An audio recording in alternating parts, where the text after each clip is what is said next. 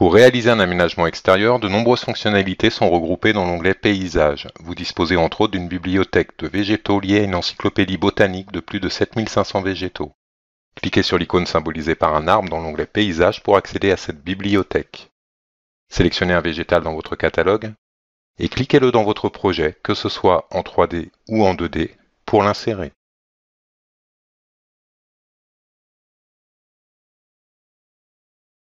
L'encyclopédie botanique liée à cette bibliothèque vous permet notamment d'ajouter des végétaux selon leur zone géographique dans le monde, mais aussi selon leur nature.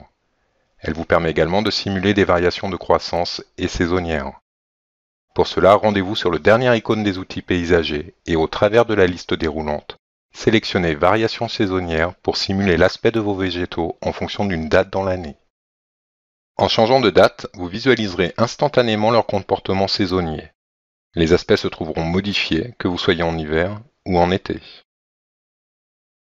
L'outil croissance du végétal va vous permettre de simuler la croissance de vos végétaux sur le nombre d'années que vous indiquerez. À noter, depuis les propriétés des végétaux, vous avez la possibilité d'indiquer de manière individuelle l'âge initial du végétal.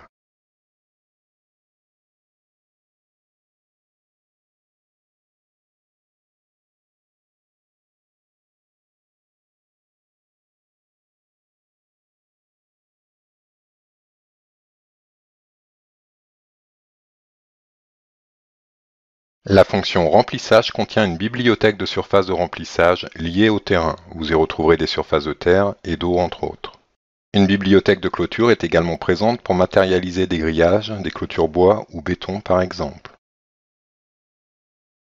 Cliquez tout simplement des points dans votre projet pour les tracer.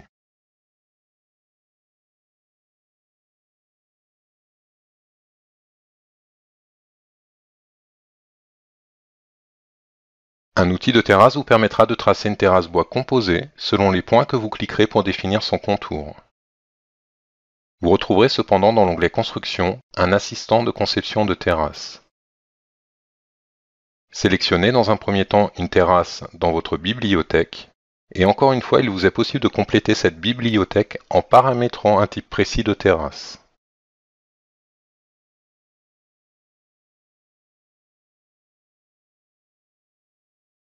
Dans un second temps, choisissez la forme générale souhaitée. Inscrivez des dimensions si vous les connaissez. Sinon, validez, choisissez sa position en plan au bout de la souris. Cliquez dans votre projet pour l'insérer. Vous pouvez la déplacer dans son ensemble depuis la fonction Déplacer. Étirez ses bords en attrapant à la souris le carré bleu du côté concerné et relâchez sur un autre point de votre projet. D'autres options s'offrent à vous sur cet outil de terrasse comme le positionnement de balustrades et d'escaliers automatiques. Les bibliothèques d'objets extérieurs comportent également des arroseurs et des luminaires. Comme pour les luminaires intérieurs, les spectres lumineux sont associés à des fichiers d'éclairage en fonction de leur type. Ils seront donc différents si vous choisissez un luminaire au sol ou en applique sur un mur. Parmi les autres objets extérieurs, vous retrouverez du mobilier pour positionner des tables de jardin par exemple, mais aussi des accessoires extérieurs dans lesquels vous retrouverez des voitures. À noter, comme pour l'aménagement intérieur, il vous est possible d'importer des objets 3D au format SketchUp, DWG ou 3DS pour alimenter votre bibliothèque. De plus en plus de fournisseurs comme Maison du Monde ou Ikea proposent gratuitement leur mobilier sur leur moteur de recherche d'objets 3D Google SketchUp.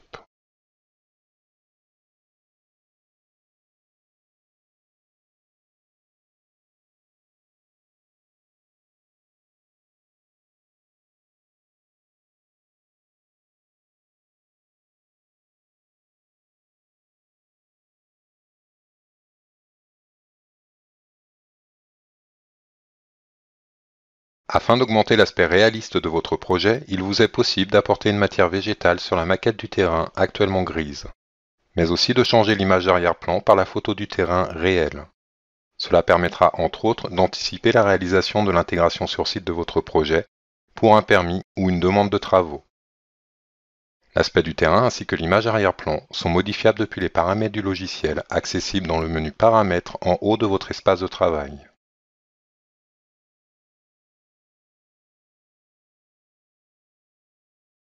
Les outils de navigation 3D, et notamment l'outil Tourner autour, symbolisé par un orbite 3D, vont vous permettre de repositionner votre projet par rapport à la photo prise du terrain.